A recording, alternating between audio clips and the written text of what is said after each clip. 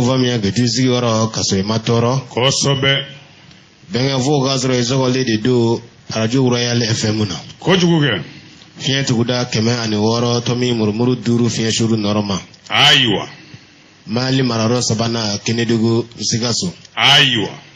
Manje Gasro Kunjama Kadabo Ganyasi Sutelma Malitelma. Aywa. Gouverneur Gudromba de la Rombo Mamelo Kereve. Nimbebida Aywa. Anga Chisra Mwani Kile Bio and Woro Mwan Sabafu and Woro. Aywa.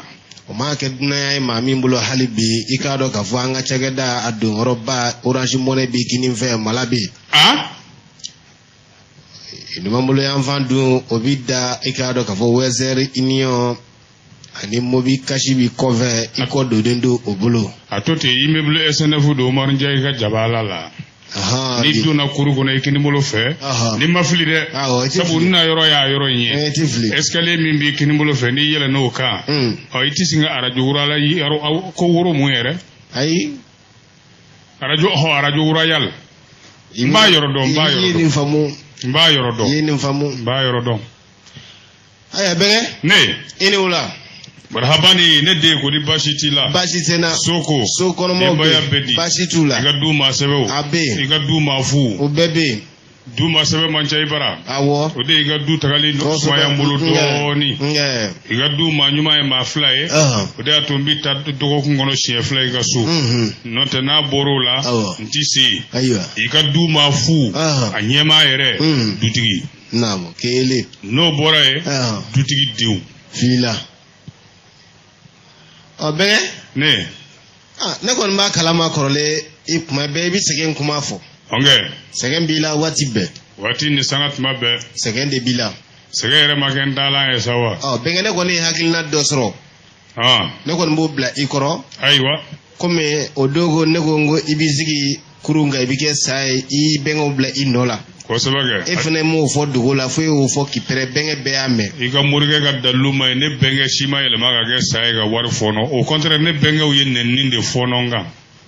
bone aye ka fo ko ma bi ko mi benge u so minga ja ne benge u yedanga de fono nga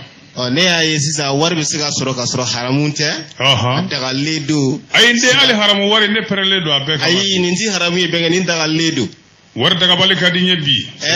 benga ni de war daga bale go ni war daga ledi de ngomi yoro min bi miso ngata misiri kesu ni ci ka warta ati so ma bege na volo fleni na volo minna daga ledu aywa ana volo daga ledu da benge onye fo jona gi datele ande se ba kalama ka foko mawbora hijila amma me ko sobe ciedo ne ra kunga ngata nganga bi so ngode madafa ka da segega aywa benge ne ay jaga mine wati ko ni anu to manjan tukun aywa ne ame ko arabu dobe benge ko ni ngazaga kati se gadi ma kilima kana ni vonye benge ko tamale ga jaga abidi jamana de ma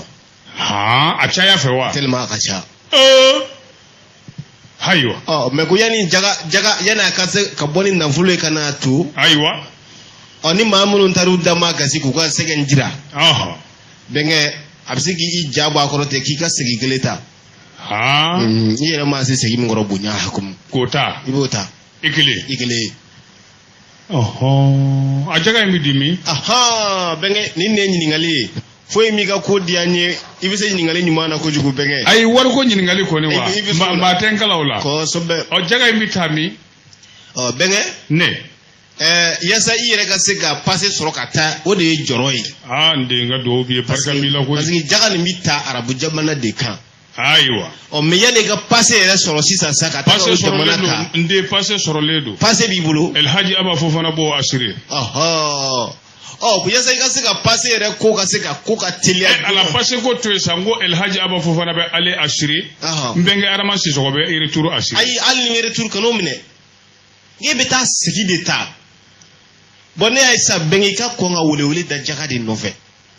afo malien oni mimi na ka jaga bo e ko ni ane bebi ka segen kala bebi ka war de nya kala ma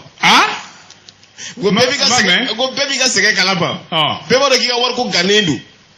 nyana ngi go nga war de nya de ay don't know so go fo e ma ngumbi dafara for me fi tona bege o ko mulo tale de mo bi kungulu la wa dafara wa se toba ko de fantan yɛrɛ tɛ foyi ye sanko fantan tɛ yen donc i bɛnkɛ kɛra jagaminɛna de ye sisan ka geribu palani ta o de geribu palani ni jaga tɛ kelen dɛ bɛnkɛ ko jaga bɛ 10 millions ni millions bɛnkɛ maa minnu ka jaga ye 260 ni 280 olu ye jaga fitinin de ye sa bɛnkɛ est ce que ne tɛ arabukɛ in dɔn bɛnkɛ ne bɛ fɛ k'a f'i ye de mɔgɔ dɔw ka jaga ye million 50 million 300 million 400 dan ye n'o tɛ n'a cayara i bɛ n kunkolo wuli wari caman man ɲi ma mɛnkɛ hali an k'o to yen kɛ mɔgɔw bɛ yen maliyɛn dɔw bɛ yen olu ka jaga yɛrɛ dɔrɔn a dɔw bɛ taa 5 millions 4 millions n'o tɛ terrain mɛnna a ma laban dɛ o yɛrɛ jɔrɔ bɛ na ne y'a ye o tɛ haramu ye ni jaga dira e ma sisan bɛnkɛ ayiwa ni sisan ni dɔ y'a ka jaga d'e ma n'a bɛnna million ta ma ne de bɛ baara kɛ ɲɔgɔn fɛ i den ye ne ye den tɛ n bilasira ni fɛɛrɛ ye sa o ko ninnu bɛ se ka ɲɔgɔn sɔrɔ cogo bɛnkɛ n b'o de fɛɛrɛ f'i ye nin e k'a ŋanige siri dɔrɔn a ŋaniye bɛ n kɔnɔ ko ni maa min ye million 10 d'e ma jaga ye e bɛ sɔn ka kari ka million 5 di ne ma kana sigi bɛnkɛ wa million 10 bɛ na sisan n den a fɔ ahɔn ayi o tila cogo a fɔ awɔ sa ayi bɛnkɛ a bɛ teliya a ka sumaya yɛrɛ tilali kɔfɛ sa ka wariko la ne t'o la e de bɛ se ka jeli di ne ma sa bɛnkɛ e bɛ se ka jeli di ne ma o tuma maa minnu ni u b'a fɛ ka jaga bɔ ɲinan u k'a kɛ ɲɔgɔn kan k'a ci ma i tɔgɔ fɔ lora mɔnɛ la kana lora fɔ dɛ o ye kirisi tɔgɔ di e b'a dɔn ne yɛrɛ bɛnkɛ ma degun kulubali mɔnɛ alu mɔnɛ padara alu voilà aliyu kulubali mɔnɛ alakira binakɛ den o don i b'o de fɔ karamalahu waja o don zuluzulu kafaru tigi o don sajaja o don ni jaga in muguna i n'a fɔ misali la jaga in mana million tan bɔ i komi i ko ten n'a tɛmɛn'o kan o ti baasi ba ye jaga minɛ la million tan o million tan n den fana n'o fana million tan jaga bɔ k'o di e ma o bɛ ɲɛ kojugu o jaga o bi bɛn 1000 de ma million tan o million tan bi jaga 1000 de ma i fana b'i nisɔndiya n'o ye o tuma million tan jaga bɛ bɛn 1000 de ma ne ka jaga bɔ cogo la kɔni caman sɔrɔ yɛlɛ bɛ ɲini ka mɔgɔw sarabolo faga bɛɛ n'i ka jaga bɔ cogo don den bɛnkɛ o ye cɛ n y'a faamu bɛnkɛ 1000 na n fana ye n seko kɛ dɛ i bɛnkɛ n b'i fo kojugu 1000 na bɛnkɛ 1000 mana dɔgɔya cogo cogo anw ka suguba kɔnɔ yan bɛnkɛ a bɛ fɛn 2 sɔrɔ a bɛ bese sɔrɔ bese i bɛ mun kɛ bese la jaga di tuma bɛnkɛ fɛn bɛɛ na jɔda ala ɲɛ siran ɲɛ tuma e b'i labɛn kataw kama bɛnkɛ ne ko kululu kama min ye ɲininka o jurumu kama sabaw tun bɛ kɛlɛ kɛ ni min ye nbamuru kɛ bɔn ne ta tɛ bamuru bɔ komi olu tile o ni sisan tɛ kelen e bɛ taa kɛ bese kunkuruni de bese dɔ bɛ a cɛtigɛlen don awɔ ne tɛ bese dɔn parce que o fɛn sugu ninnu man di ne bɛnkɛ ni n'o den 2 san 1000 na ka mun k'o la wayiw bɛ jileni min ta n'o ye sogotigɛ jileni bɛnkɛ n b'o 1 san komi million caman bɛ e bolo n bɛ to k'i garder ni maa ko a bɛna tusi la bɛnkɛ n b'o jaso ka tɛmɛ n den a ka ɲi i bɛ polisi 2 ta saliya turi yan o bɛ saliya turi a n'a ka komisɛri i fa musa bili tarawele ani lasija b'olu ta k'olu jɔ da la n'o tɛ n den e mana ɲaga ou bien ne wari kɔntetɔ ye yana bise ninnu mana to ka baara kɛ jaga ma bɔ a bɔcogo la dɛ a bɛ bɛɛ lajɛlen fo o bɛ kɛ i ni ŋaniya bɛ ɲɔgɔn na ka bɛɛ barika da bamanan bi ye dɔgɔkun tile fɔlɔ ye dokiwaru la a kɛlen kɔ ka maaw fari foni dɔɔni i ka da an bɛ sɔrɔ ka don gafe la mamada an bɛ don minɛ i ko bi an kɔngɔ falen don dɛ an kɔngɔ sɛbɛkɔrɔ falen de don wa an t'an kɔ don kelen na o la an bɛ baara in kɛ cogo di e k'i ta kɛ ɲininkali kolokalen ko ne na an ta kɛ jaabi surumani nɔgɔmani i nɛ minɛ wulibali ne fa ye Laji Bakari Jara bɛ se k'a faamu cogo min k'a fɔ a kɔrɔkɛ Kawu Gambi ye o fana b'a fɔ Musa Jamugu ye siga t'o la bɛnkɛ en attendant bɛnkɛ ne ko bi kibaruya gonima a bagi a kalama i n'a fɔ o tuma ji sigilen don tasuma kan aha jisigi tasuma ka manga ninge jugu bala ka fiva o jibe chogo minade akalama kalamani ego mimi ngari ne benge isa daro shila o sobe mamada ne bi nyini ngawo ne ko ebi da shije bela jele lawa banana ba de shije wa choroba mana korofo ka shije ebi da abela wa benge chena la kaka ega ni bi ni ngali jarani ne fama na makana ni ngan na de benge yoro de benge mena fe no fi folo shije re garzige ala ta di bema ni shije mamina du benge atigi ni bonya kaka ani dana kaka ani karama kaka mana shije chokoroba kuna bi da bela wa benge bi dala damatere bi dala mba bonya na ko ngaminge mbuke nde be masa do ni ngi ga masa haglina ni ndima nde kana da shije bela akuma shifim do shije do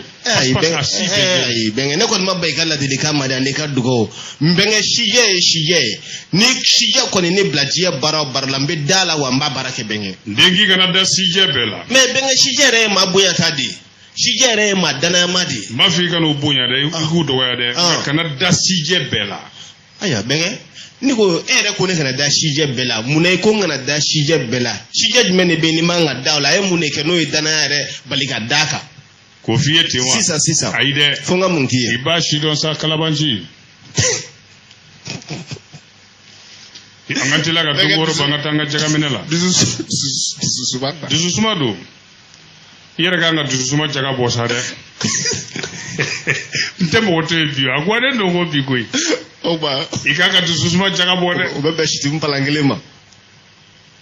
Sikaso ana lamini tengu dugu ni deme nyogon dugu bolomada dugu amunu nklo nyagale njole ndu ni kuna funin dumai kuna funin kerengereni mi na kembe sababa keni dugu daga bana fura mi mbe na okumba kuma me na oma do soro koro okuma o kemfle ga dugu mine wa ba au bulu koro angwa maku dususuma fura ka chebale dususuma maamunu ndaye furudimi ye na kembe ga tigila ma sege atoromba bulu dusukumbe shofi ina tasuma sigi mbala mumbe nu jabe tige walma be girinti wati be kata se konoja bambali be mamunu na ay kulungulu akona dususuma nofe ashashi lama oye keme fly mugula made do ambolo abwati lama mugula made do oye keme nani dususuma ale banaw kala ame domina ko bi ay wuli bi be akana dususuma nofe kaka au ka banaw furai dususuma ala kan dususuma amin ya rabbi ala ki gaddu ko mina amin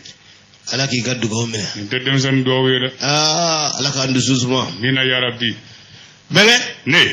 amita nyefe aywa ni labene do amba karala kana siga kana hinena nyinga ko faledo nge bismillah benge ne go mun kuma de be don dala salfu kita kan situation sécuritaire du pays kungawa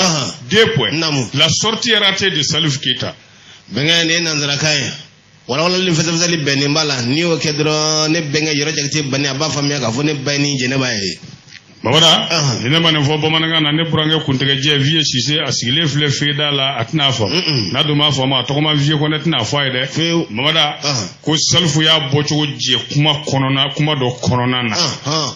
Johnny ni fasiri gafe bilibili 22 septembre kibado salfu ye jado de bla ayere kuma ka do ayere de jaim bla de pololo sira mi fe bodo Facebook oni yi toko dala ko message urgent ko chitili ayo akoko fale ka kuma di ko mali ka bla fembe Salif Keita angani ngara bilibili ni jebe ya kula do anana ikado anga jamana kuntigi ibe ka nyangi ka frasi nyangi ikado ni sonjugu bela jeli oni mboli sa ko ni mboli ndi ayini je kadaka ikado ni kuma suko ka bo Salifu da ko yenne ninde malima ko kadaka ni yanga jamana nyema ulaje yanga jamana jinyon tiru ulaje ko lu bela jele di chesirle do ame domine ko bi ka fere nyine fere lakika ambe gele ya wulungu to ba mi ngono bi na jagwera pampana anga ambe se ga bo akono chu aywa sebe fazir ba ko gone ngunde Salifu botuma ye ko folo gele akwaka kuma kono ko ba yira ka fondi ya ka kuma jatemine ki ba ye ka fo ko ni juya yere di ka takanyeshi akoreke ibe ka makomi are ya fo chun ayiwa ko wa yɔrɔ min na a nani kanto ko i bɛ k'a yɛrɛ denw bila ka taa kɛlɛda la o sɛbɛn fasiribaw ko tiɲɛ don minnu bɛ lafiya ni juguya la anw fɛ n'u bɛ ka dantɛmɛ walew kɛ an ka dugukolo fan belebele caman kan ko tiɲɛ don ko mais ko man kan k'a to bɛɛ lajɛlen ka taa kɛlɛda la dɛ i bɛ ka denkɛ Karimu Keyita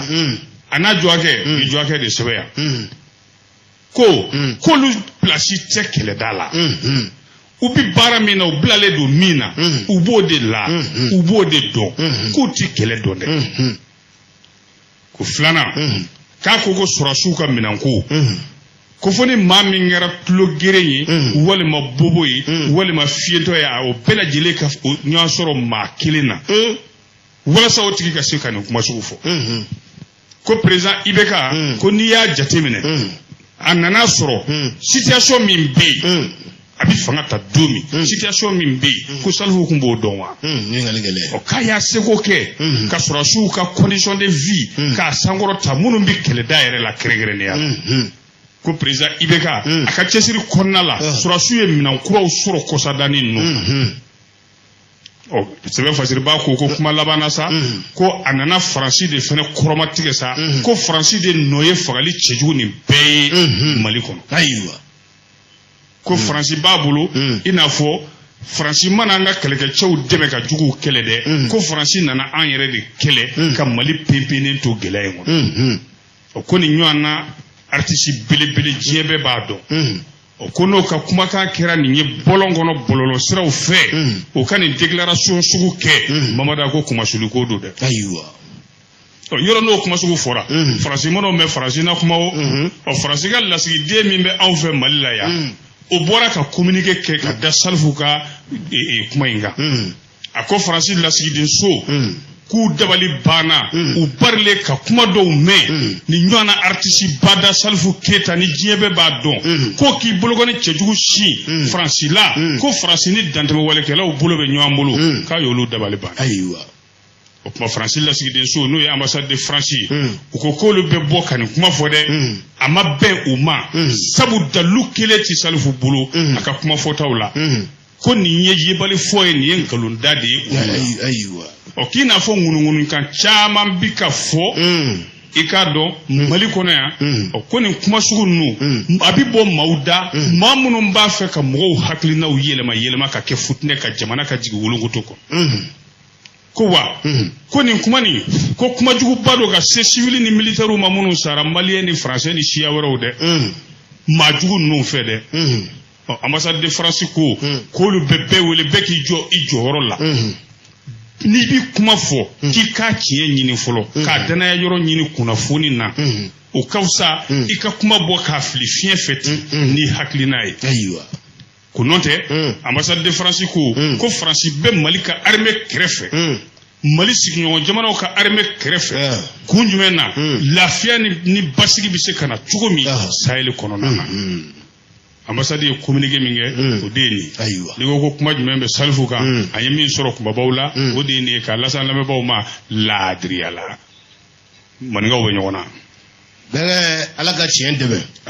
yarabi Mali ko na min ta maaw sigan b'a la maaw sigan tɛmɛna Ala ka tiɲɛ dɛmɛ bɛɛ an bɛ taa ɲɛfɛ ayiwa Yasamakɛ dun ye mun fɔ Mali ko la wa awɔ Yasamakɛ kumana koyi 2 points. Selon Yasamakɛ il m'ont dit fois 2 points. Rasbat est une perte pour le Mali, une vraie déception. Benga oye nazara kayo. Fasa zani wala beni mala no kera Siba Jaloba famille ka fo Jimé Sura ani Mamadou Senu Bangas. Ne mane fo bamananga na ne benge fu Mamadou Sakho français atna fam. Na duma famu Yasin tana nyefa yede ne benge bebe ga fenet na fa. Oh soba Yasamakɛ ale de ko Rasbat kera perte badi Mali bulu ka kera jigitige badi Mali bulu gafe jumɛn ni fo croissance Afrique ayiwa i b'a dɔn jɛmukan dɔ de kɔnɔna na ni jɛmukan in bɛ wele ko le tribunal de l'actualité ni an yɛrɛ baarakɛɲɔgɔn bɛ to k'a kɛ Umaru Sidibe a b'a kɛ TV Renouveau la Yasamakɛ bɔra i k'a dɔn Mamada ka gosili da chroniqueur Rasbat kan k'a kɛ mun ye ko Rasbat kɛra fu de ye Mali bolo ko Rasbat kɛra jigilatigɛ ko ba de ye République du Mali bolo ni ne danna yɔrɔ ye tɛna fɔ ne ma famu ne benge Fofana Cape Town Afrique du Sud atna famu voilà tribunal de l'actualité no yanga jemunga nye abike dogo kungono shekili o ibado ko goni munumbe jiye kono Mali kono udabi so de ma jemunga ina o yesama ke kumata o jemunga inde kono nana ako munumbe ambi pour que ceux qui sont là pour nous aider sont là pour leurs intérêts ko munumbe akuba ndeme bi kube o kana fa de kamade ko jamana shite tiribe mina nana mun fara ka o kɔfɛ ako ale kun bɛ min fɛ ko arasibati tun ka to ka tun ka taa olu ka marché na ko ala ye fanga dɔ di arasibati ma k'a tun ka k'o fanga in de ta k'i banban o kan ka jama yɛrɛ bɔ ka taa an ka sɔrɔsiw kɔkɔrɔma don n'o kuma fɔra arasibati na ɲininka o la o ko arasibati ko k'ale yɛrɛ kun t'a dɔn maa minnu ye mitigi ko kolokolo armée kɔkɔrɔma don na arasibati ko ale t'a dɔn minnu ye marché labɛn o k'ale ti bɔ ka taa taama la a ti taama min labɛnbaw dɔn ayiwa ko nka arasibati bɛ ka faransi kɔkɔrɔma don ko bɛɛ b'o kalama bi arasibati ye mun fɔ o la a ko ni n'u ye ko n'i ye Salifu Keyita ɲininka a ye min fɔ faransi ma k'a kana n'a dalilu ye a ye faransi tɛgɛlɛmali min kɛ k'a kana n'a dalilu ye ko n'a ma se ka na ni dalilu ye ko mun bɛ kɛ dɛ arasibati y'o ɲininkali de o ye samakɛ de fana ye jaabili kɛ o la ko mɔgɔ tɛ se k'i sigi k'i nɛn to i da n'o kuma sugu ye k'ale yɛrɛ delila k'a fɔ faransi minisiri ye n'o ye Yves Le Drian ye o ka directeur de cabinet ale ye samakɛ delila k'a kuma fɔ ko Mali tɛ fisiriwale jamana ye k'an b'a fɛ faransi k'an bonya k'an ka danbe bonya k'an ka yɛrɛma hɔrɔnya bonya ko faransi de ka kan ka na ni dalilu ye sisan a ka tilennenya dalilu ye ni Salifu ko k'u ye nin kɛ n'u b'a dɔn u m'a kɛ k'u kana n'u ka tilennenya dalilu ye u kana n'u ka tiɲɛ dalilu ye ko n'o tɛ u nacogo Mali la n'u bɛ baara min na Mali la ko dibi b'a la dɛ ye samakɛ ko k'ale bɛ Salifu Keyita fo ko Salifu ye kuma in bɔ a dusukun de la ale bɛ Salifu ko fo k'a kɔkɔrɔma don ko mais arasibati wa ko arasibati kɛra perti de ye Mali ma jigilatigɛ ba ko ka sɔrɔ arasibati tun bɛ se ka kɛ jamana bɛɛ jigi ye samakɛ ka fɔli la dɛ a nana mun fɔra o kan ko minnu kɔni bɛɛ yan bi k'u bɛɛ u ka nafa de kama dɛ jamana si tɛ teri bɛ min na o ko arasibati ani Alasani Baba yɔrɔ olu si ma sɔn Salifu Keyita ka bɔli ma ko Salifu Keyita bɔra ka nin kumajugu minnu fɔ ka faransi tigɛli ma k'a kana n'a dalilu ye k'a kan k'a dalilu bɔ ɔ Nusar yɛrɛ o ko Nuhum Sar ale ye min fɔ ale ko Salifu ye maliyɛn de ye avant tout maliyɛn min n'a bɛ se ka kuma min b'a kɔnɔ k'a fɔ Mali kunkanko kuma bɛɛ la ayiwa ko hali faransi ambassadeur 2 k'olu delila k'a kuma fɔ dɛ ko dantɛmɛwalekɛlaw bɛ ka janfa jugu dɔ labɛn an ka jamana caman na ko Nusar y'o fɔ o Dawuda Bakari Kɔnɛ ale de ye nin kuma ninnu fɔ croissance Afrique kɔnɔ ala ka jamana in suma ala ka jamana in suma amen ala k'a ka dɛmɛ boli tiɲɛtigiw kan tigiw ka t'u ka janfa dingɛ kɔnɔ ala m'a ko teliya la ci b'a bonya kosɔn sali an tɛ Mali ko ni kulonkɛ la wa nin yɔrɔ tɛ gafe kɔnɔ bɛnkɛ ne bɛ yɔrɔ min fɔ ka fara nin kan maliyɛnw yɛrɛ dama kana ɲɔgɔn sama k'a fɔ k'u bɛ ɲɔgɔn jalaki jamana dɔ nɔfɛ an bɛ Mali de kɔ a bɛɛ kun ye Mali ko nin de n'i y'a jalaki bɛ ta ka da dɔ kan an ka fara ɲɔgɔn kan an ka se ka bɔ da sɔrɔ de ka ɲi o de fara ɲɔgɔn kan in bɛ ka gɛlɛya ni dɔ bɔra ka dɔ fɔ ka siga na kuma bila dɔ la ni dɔ fana k'a b'o kɛlɛ k'o kuma ko kari k'an yɛrɛ dama ka kari ɲɔgɔn na bɔda bɛ sɔrɔ cogo di bɛnkɛ a bɛ gɛlɛya dɛ ala k'a nɔgɔya bɛnkɛ an bɛ taa ɲɛfɛ ayiwa communiqué jumɛn kɛra communiqué du ministère de la Santé et des Affaires sociales suite à une bousculade survenue ce jour 16 novembre 2019 au stade du 26 mars. Bɛnkɛ o y'a nazara ka walawalali fɛsɛfɛsɛli bɛnnen b'a la Gojo Konate k'a faamuya k'a fɔ GMK o k'a fɔ Lansana Sisoko ye Tripoli kan ani ne dɔgɔ Nasara Kante. Bɔbara an ka kɛnɛyaso minisiri ani ɲɔgɔndɛmɛ minisiri so ɲɔgɔnkun min kɛra Mawuludi don stade 26 mars la u ye communiqué de kɛ o la Mali jeti fana y'a fasiri i b'a dɔn ko digidiliba caman de kɛra ɲɔgɔnkun caman de kɛra novembre kalo tile 16 sɔgɔmada joona fɛ nɛgɛ ɲɛ 4 an ka balɔntanyɔrɔ belebele na stade 26 mars ni tuma caman Mawuludi bi kɛ yen dɔgɔtɔrɔsow kɔni Mamada ko maa jugunen caman taara yen dɛ ikado femi hôpital di Mali ma jogine bisaba ni kele de taray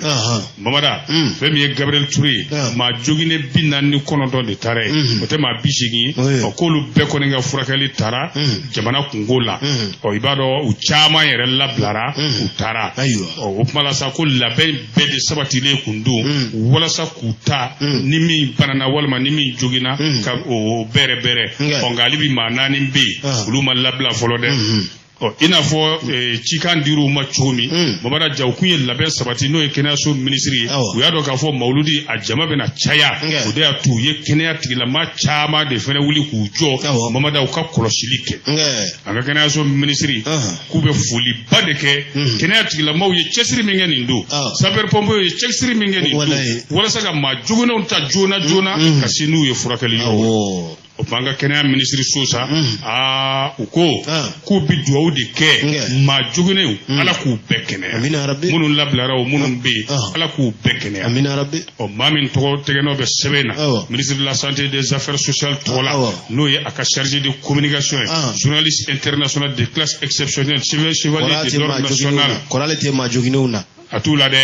le de communiquer sebe ministre d'anama bade do grand journaliste international chancelier de l'ordre national benga I hakli ko ibna da jagamne la ni mawya do la ki jagamne be santé ga bara kono dai ni mawya ko la ki bitu ga chene o kana baga jaga di de ma to fo gogo signé conseil à la communication ministère de la santé et des affaires sociales o ma to fo danga be wule ko febe ne ka jaga ko inchen million ta jaga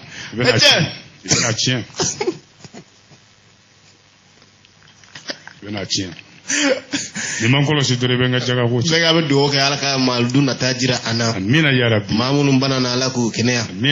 jamana we do mu nge jamana ye ala ka dugo mu jamana ma mina yene mauludu na tache wasra yere fere taranye dal kabaka bengala ko kede bismillah mamara lega hamimbe o bengo hamimbe bel bayle hamimbe na bida tanye dala ga suba inga am flawe ngon teke mne hele arafa kulu save wallahi ala wala na njon raman to arafa kulu save ga siga sulaje amantu ante siga sulaje de amantu ka do ka ambarage nyogon di ala kan nyona nogo ya ufenei wichi bengala ga no ya ami bismillah be ne nako mungara gourma force du G5 Sahel dans le gourma et Camodema 2 points 25 terroristes neutralisés 64 motos détruites 2 véhicules récupérés un exploit sans doute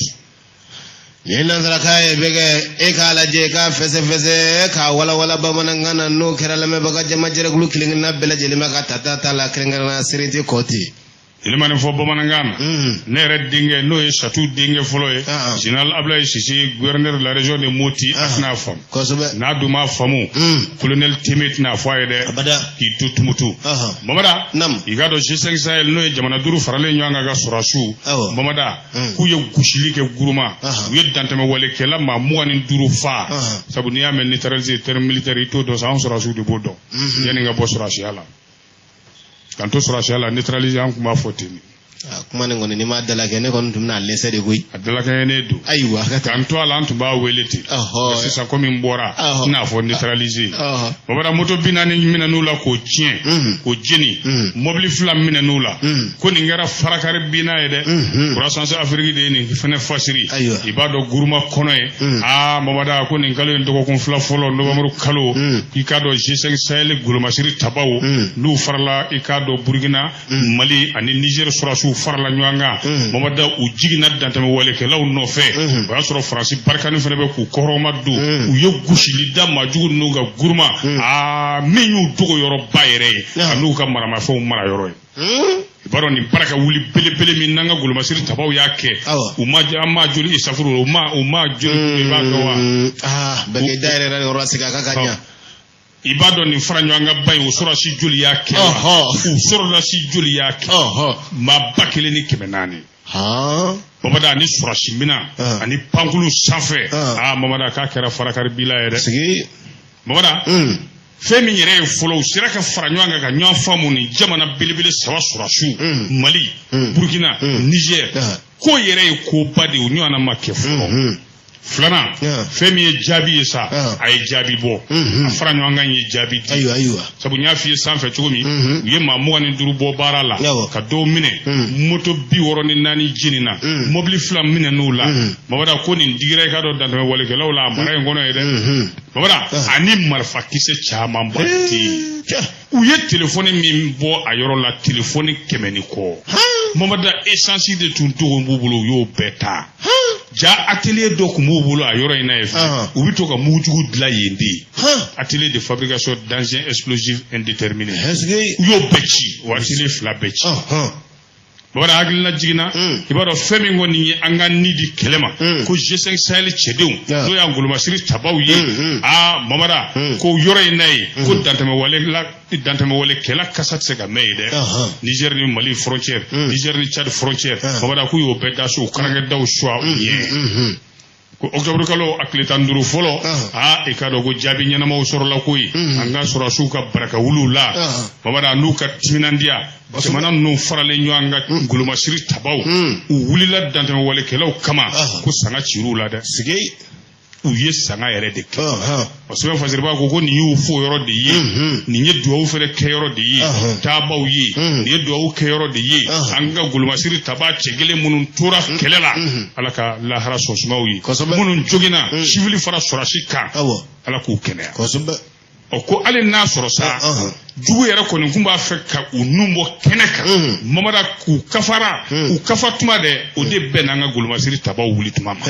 kun Tarabaso Mamada i bɛ Tarabasoli force G5 du Sahel n'i ko ko ni baarande o bɛ bɛn i b'a dɔn k'ale bi ko nataw ka ca dɛ sabu dantɛmɛ walekɛla ninnu Mamada k'u kɛlɛli a ma nɔgɔ yɔrɔnin kelen ko tɛ an ka taa ko de don ko mɛ maa bɛ se k'i jigi da a kan sabu an dan b'a la sɔrɔsi ninnu jamana ninnu sɔrɔsiw faralen filɛ ɲɔgɔn kan ka nin baara in kɛ cogo min ni nin tora ka ɲɛ u bolo u ka baara kɛ nin cogoya la Mamada ko dantɛmɛ walekɛlaw b'u ta yɔrɔ ɲini ko n'o tɛ lakana kunkanko la bi ko maa si hakili sigilen tɛ ko wa an kɔrɔtɔlen de don u filɛ ka nin coordination nin fara ɲɔgɔn kan min kɛ bɛn ni keleya kɔnɔ ngolomasiri tabaw ni ɲɔgɔn cɛ jamana caman Mamada k'u ka t'o taabolo in kan dɛ u ka t'o kan koyi k'o na kɛ i ka dɔ fara ye so jukɔrɔ fara n'an k'o ma subasiman ye walasa bɛn ni lafiya bɛna Sahel jamanaw la cogo o ko hakilina ɲuman n'o jigisigi kuma ninnu n'o jigisigi wale min n'u bɛ k'o kɛ k'an ka dugudenw ka kokɔrɔmadenw b'u ye dɛ wa o fana mago b'o de la koyi Dawuda Bakari Kɔnɛ an b'aw fɔ a ka nin cɛsiri belebele min n'a y'o kɛ an b'o fɔ u ka nin cɛsiri belebele n'an den m'an ka jaga sɔrɔ fɔlɔ o ye tiɲɛ n'o tɛ Laginɛka yɛrɛ mana ka jaga bɔ ou bien ni Elhaji Aba fɔ fana ko Amara Sibi ma New York k'a k'a ka jaga de ale den ma Mamada so tɔ bi laban sa siga t'a la ay bɛn ka jaga bi di de Ala k'a kɛ Mamada ni jaga ma sɔrɔ laban na giru palanin ta bɛgɛ ne an bɛ foli di maa ma ni yɔrɔ la maa minnu tɛ ɲinɛ an kɔ ka to ka crédit k'an kun bɛgɛ wallahi an bɛ crédit hali bɛnkɛ dɔ bɛ Brésil a ye crédit ci ma n y'a ye n'o de b'a to an bɛ connecté ka tila ka fɛn ninnu fili olu kun kosɛbɛ kɛ an b'u fo de bɛgɛ n bɛ Falasa Keyita fo maa minnu tɛ ɲinɛ crédit ko kɔ fiyewu a dɔgɔman n'a cɛman bɛgɛ Mamada min kɔni tun ka di ne ye n'i bɛ crédit 100 la ci ma crédit 50 la ci i ka CFA 50 la bila Laurent Money la bɛgɛ crédit bɛ sɔrɔ yɔrɔ dɔ la wari tɛ sɔrɔ yen dɛ Mamada crédit fana tɛ se ka kɛ crédit tɛ se ka yɛlɛma ka kɛ nasɔngɔ ye dɛ bɛgɛ crédit a jɔyɔrɔ don ni jitɔntigiw fana foli don sera o fana dɔ bɛ fɔ bɛgɛ n den a bɛ k'e de kun wa a bɛ kɛ ne de kun ne ko e bɛ jumɛn ni fɛ ni fila la kosɛbɛ kosɛbɛ crédit ni Orange Money i bɛ ɲininkali b'o la wa n den crédit kɛ safurula ye Orange Money kɛ Orange Money kɛ i filɛ ka to fo k'an da ɲagami n den ne t'i danga nin bɛɛ la an ka dugawu b'i ye an ka taa ne ti wɛrɛ a ka ɲi walayi ne denw bɛɛ la Umaru Kida ɲɔgɔn tɛ yen walayi Kida yɛrɛ m'a bɔ bɛgɛ ni muso de kɔnɔma don mun fɛn de la dɔrɔgu i kabakun e de ye kɔnɔ da la e une femme enceinte de 4,5 kilos de cannabis. Mais quand on va dire bon ma kala la si c'est ma kala Ousmane Gouta ma kala awala wala ka fese au beba famille ka falmatation mara mamuye koni muso inde garzigele do mamoro mama da fe dani damanga drogu kilo nani daga kuma jega ne boy ka clean no de pas des avions de dibi wa baka bakro alima bi dibi muso garzigele do ve drogu kilo nani nikla o mun garzigele sukuye drogu dege abi drogu diwulo bora ko drogu ido nga gafe fofo 7 sur 7 ali dafo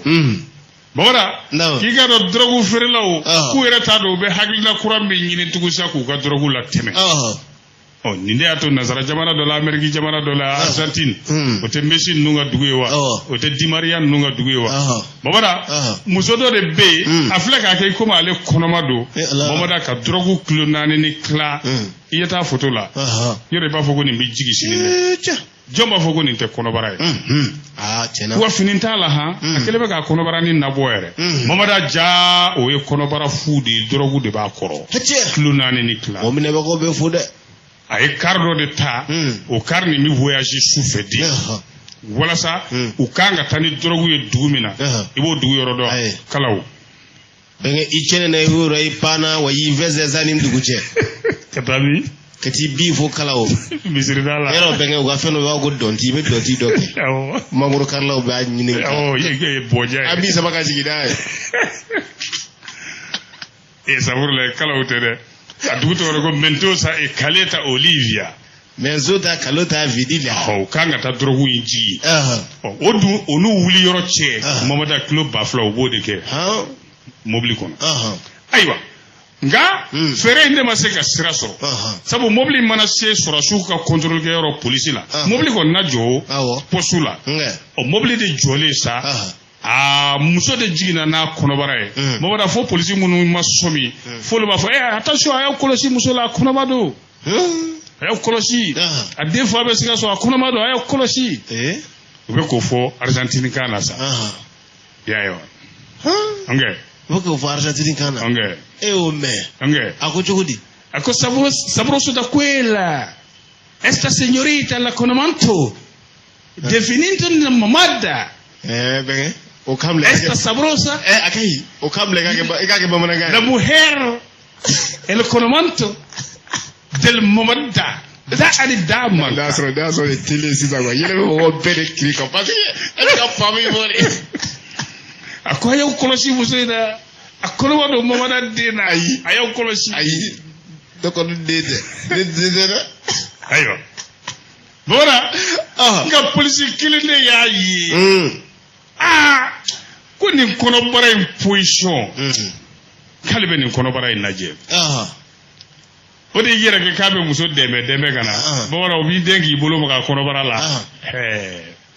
drogo kele brigi nu ye ka dada nyanga che bolo tiro la che gogo muso ko hage tude udona ne muso e biro kono ka police muso do bla o ka sege police muso e glogi bo muso kana yoro mi asina ka sheni ndo ya kerela o kembe ka konobara en namini ja o shen ne bedu drogo be ko kono bi ke konobara e police muso e sheni mo yoro mi drogo commencer ka bimbini ndamene muso commencer ka wololi daga din wolo damene din rani ngara kilo nani ani kla drogo mi chanvrenje cannabis okele police ko kare ntita tuguni sade kuna kare kono mo be fuye saka bellara wi mamada namu ja o ya soro ani mi me nyanfe ko ya che o te mamada ni yesa wa ai ne de bisiga zo ya benge ne ka tukuba yele dai ba makoy ayo donc le compagnon de la jeune femme a lui aussi été prié de sortir du bus. Plusieurs paquets de cannabis ont également été trouvés dans son sac. Kika da ko drogue u ya akamale infene labo ko lajigi mabada sagi mi ngumo bolo mo mine ko lajewa bolo la sagi yero fueli manchat mado la posula u ya lega sagi daile utara page chama soro fene ko yu bega nyanga dugo ni ski ser de ni fasiri aywa mbega go ni njani mu mbora ni fene kono ni njanya ponti min bɛ kɛ ka yiri gengi mamada o den 100 ani den 20 de bɔra cɛ kɔnɔbara la a y'o de wuli kabakun e de don wa et quand Éthiopie mawa deux points plus de 120 clous extraits de l'estomac d'un patient parti sakana benga munyo o bla kono e kan wala wata no kera ne ba do fami ne fa e metri tay ko mo do su aba fami ka fo ne ba e mariba mo wala ne ben wala wala ke dina mani wala wala sama soro ne juage karda ba mange Musa Kulubali ba fo ngoro ni bani nye fama ni famu de ate famne ko ponti de kemeni mugande yera che ko epi o doronte de docteur Soula o nga kamale fato de do akungolo mai yere de mais yare oni wala ta no kera sitakita ba famia ka fa furumuso na na beje ka fo okuma jaba fo fana Madrid mabara ibado ka fo ni mani wala wala ne ka flamuso fle hotel radisson infirmerie la jeunesse ata famu ko ponti doronte de pinesi fene yera o be minga ka papier gingi kogolata pondi misani mi ka fo papier o gege o bala mamada ver chilun ver morceau o chamande bala muselu be bala min bora che kono bara kono ikaba ko edo wa aywa docteur Souza Éthiopie capitale yera la docteur Soubain bi o docteur no mamada o ye ponti de keme ani muande bo akon ani fen chama mbele ka munu fi kama le resi be san biso ni so o ko ga ngolo mayne ni ya santa e fa de wulala bon anana ba aka fura de talila ni yo saflay docteur mi ya fo netede David Chir chirurgien hôpital Saint-Pierre Addis Abeba Chatouba Yorodo babara aywa sebe fasiri ba ko docteur ko ni ya e kamale nani boloke pointu ni veru ni negema fon yede ko ayi aka fura blali mi ga ti fura tade ko fa de to na juguya ponti ni je centimetre ta kelengele o denke meni muga docteur ye pinesi nani fene bo akono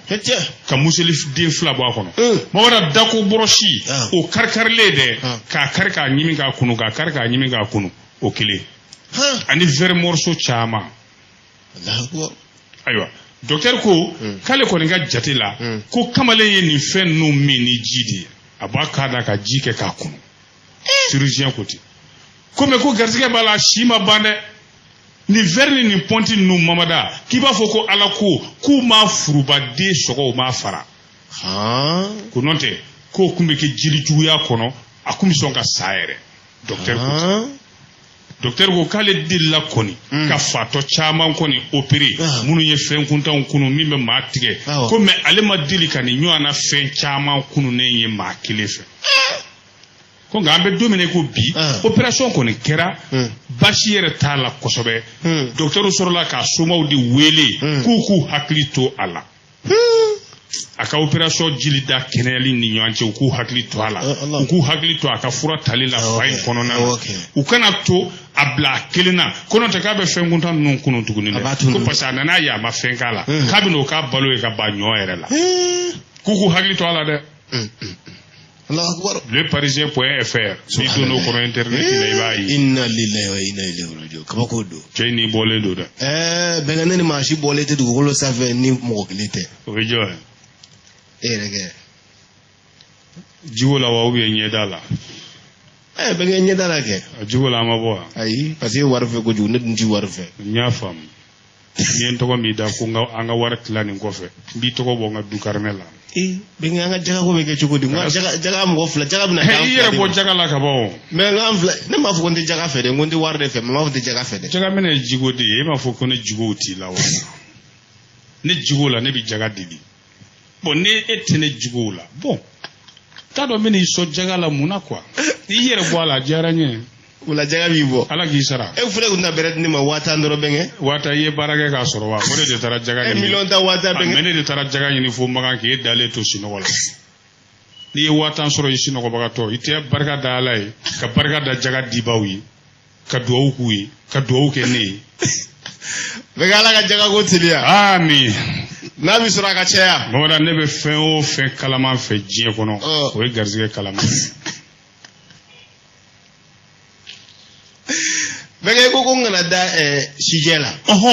e m'a fɔ k'i bɛ da sijɛ bɛɛ la e m'a fɔ k'i bɛ da sijɛ bɛɛ la wa awɔ bɛgɛ ko ni kunsigi kɔni jɛra k'i kɛ maakɔrɔba ye k'e bɛ da la wa m'a f'i ye ko n den kana da sijɛ bɛɛ la wa i ko ten i ye n sɔsɔ ko di awɔ histoire d'un vieil homme et du policier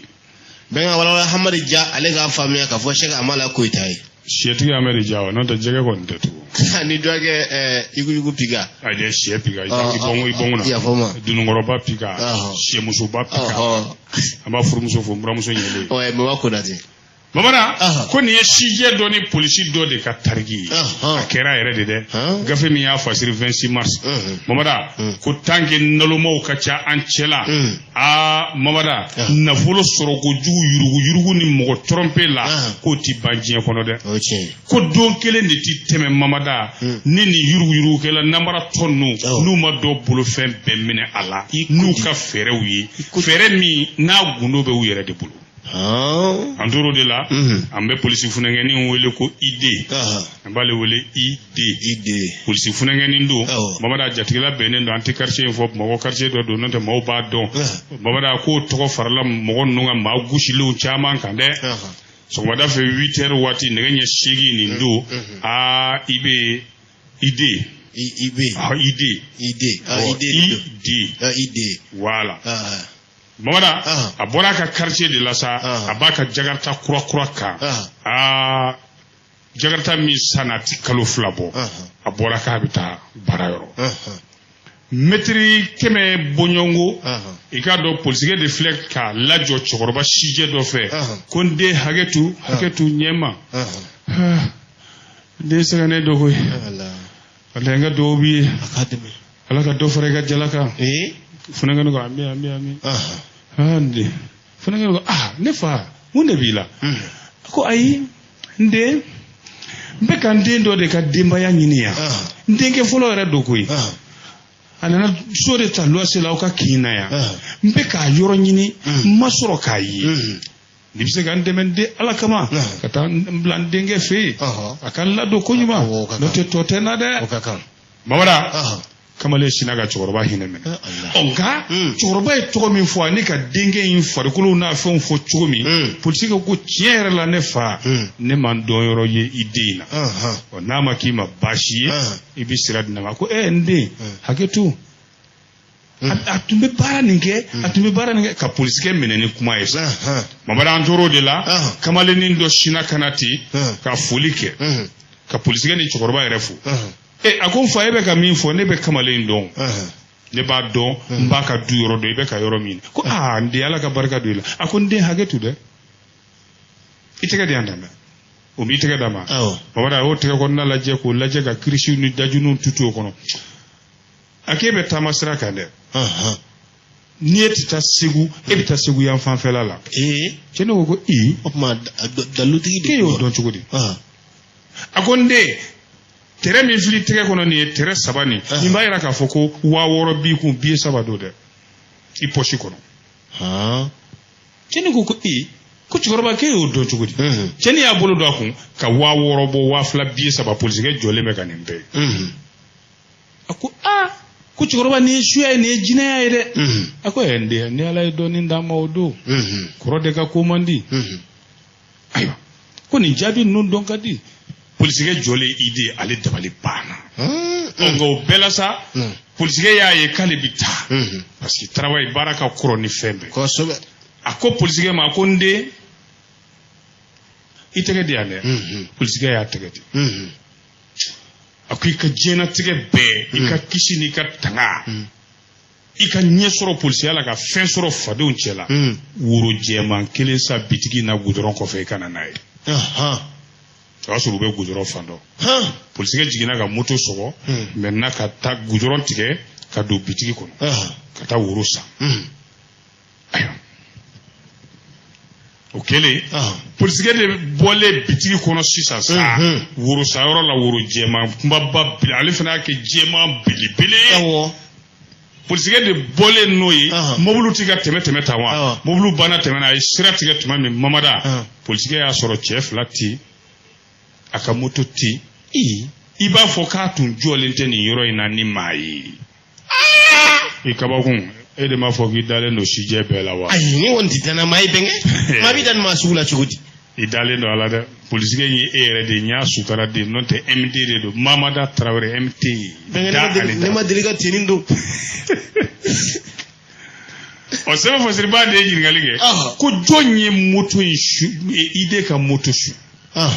ni police ke horon police ke mi hinena sije la dro ki joka lame ko yala chokoroba de moto intawa yala funengene mi ndo nana jo odowa yala funengene ni chokoroba date flekele nawa babada police ke tsega jabi soro ni shilambe domine go bide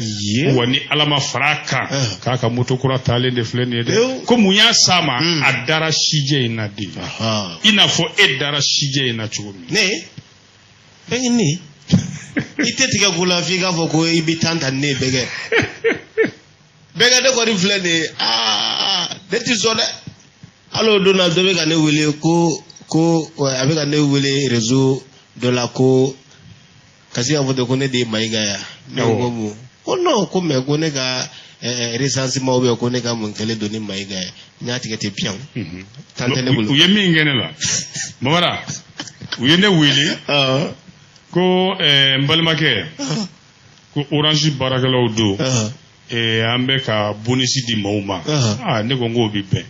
ko kabini iga pisita fo kana se bila ye kredi hake minta ko atono de tara ben wata ani shigima o yela nga chima orange money lawa wala manga kredi la machi ima ko ne bu don de la ka chama mene pulsu tlobena ne ya chama mene ali dok mena blo jawara gushine de amene sanumula babara kabina taro no Israel doro ne afam nene mirinde ka orange be mulu kabini ikatel 76 29 72 76 kabini amake orange folo ikatel abene bulu depuis 2002 17 ans ne crédit minta otono be ka watan shigi hal ni tugo go million shigi meso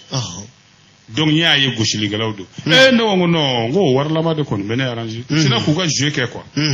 ko bo d'accord ita crédit fait ne ngo ay ne ba warla ma de fait ko bo d'accord ibika orange money compte laje ni war min bi ku ay ko war bi ka orange money lawa ne ngo war bala ko jolde bala ngo ko ne ma constater de ngo me war kon bala yere ko fone ka laje min ba kono nolio ni watan shigi faranyoga o be monta min di olubo de fonyema ya sola o bi sebenga blaye donc o be soro ka war cinema donc mais ko ni ne tade do ka ba kanga cinema ko ese kumbala mi mene ko ko nyini godo ko no ko atse ka cinema fu ka do mi mene ku ko ne kanga mode pasi do ndro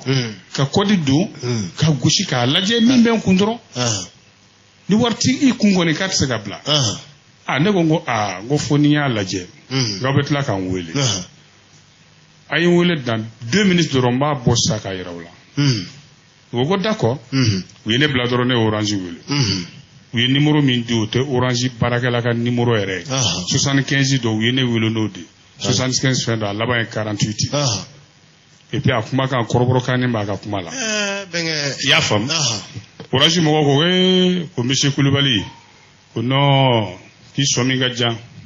ko c'est des arnaqueurs ko arnaque do ne ko ngom ne be nunga tabulo do ya mais ou mané rappeler phobie parce que vous somi na ko mbe do ala quoi merci